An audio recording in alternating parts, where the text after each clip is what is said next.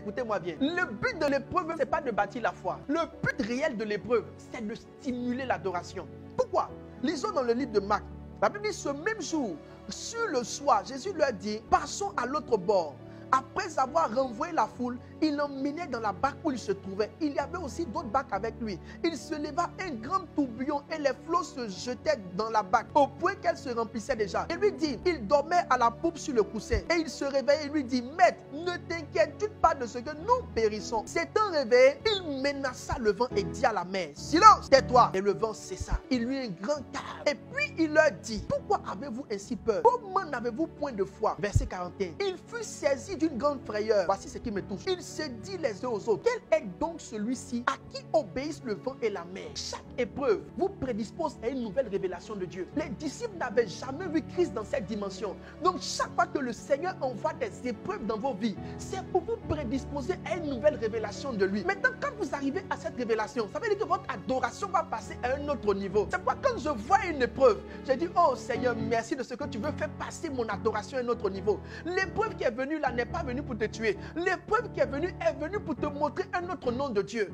L'épreuve qui est là est venue pour te montrer le Dieu qui calme les tempêtes. Après, quand tu seras dans le désert, manquant de paix, l'épreuve du désert va te montrer le Dieu qui envoie la manne. Après, quand tu seras devant la mer rouge, l'épreuve de la mer rouge va te donner la révélation du Dieu qui ouvre la mer. Chaque épreuve est venue prédisposer un adorateur. Les adorateurs les plus profonds sont ceux qui sont passés par les épreuves les plus grandes. Je me suis rendu compte que le but de l'épreuve, c'est d'engendrer l'adoration. Dieu veut te donner un cantique à toi. Tu es dans une saison où le Seigneur se prédispose à te donner un cantique. Vois ton célibat et dis-toi qu'il y a un cantique qui va sortir de ce célibat. Vois la stérilité et dis-toi que la stérilité est venue pour te donner un cantique nouveau. Si tu n'as pas d'épreuve nouvelle, tu n'auras pas de cantique nouveau. Lorsque Moïse a traversé la mer, il a appelé sa soeur Marie et tout le reste. Il a commencé à chanter. Moïse est devenu un chant. Pourquoi? Parce que l'épreuve a révélé à Moïse une autre facette de Dieu. Il avait vu le Dieu du bâton, le Dieu du feu, mais pas encore le Dieu qui sépare la mer. Aujourd'hui, quand tu vas rentrer dans l'adoration,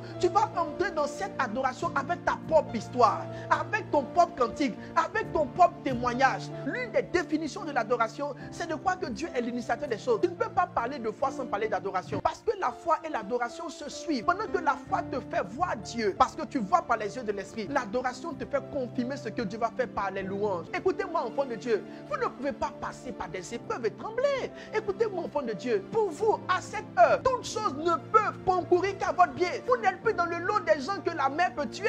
Vous n'êtes plus dans le lot des gens que la tempête peut tuer. Vous n'êtes plus dans le lot des gens que la faim peut tuer. La faim ne peut plus vous tuer. Vous êtes loin de ces choses. Vous avez été rachetés. Maintenant, vous êtes dans le lot de ceux à qui les épreuves donnent de nouveaux cantiques. Il dit, chantons à l'Éternel un cantique nouveau. Le cantique nouveau ne vient que s'il y a des épreuves. Et les épreuves confirment une dimension qu'on ne savait pas de lui. Les épreuves révèlent une dimension qu'on ne savait pas de lui. Aussi longtemps on te dira que quelqu'un peut quelque chose, tant qu'il n'y a pas eu la circonstance pour qu'il prouve cette chose, cela n'a pas de valeur. Dieu n'a pas envie que vous le flattez. Flatter Dieu, c'est de dire à Dieu des choses que tu n'as pas vu faire. Le jour où tu dis tu es grand, c'est que tu as vu sa grandeur. Le but de cette épreuve, c'est pas de faire de toi un pleureur. Le but de cette épreuve, c'est de faire de toi un adorateur. Afin que ton adoration soit profonde et pure. Je te vois sortir de là. Regardez Anne, la mère de Samuel. Quand elle a eu l'enfant, la Bible dit, elle a chanté un cantique. La Bible parle du cantique de Anne. Il n'y a pas de cantique pour ceux qui ne voient pas sa manifestation. Les épreuves prédisposent sa manifestation.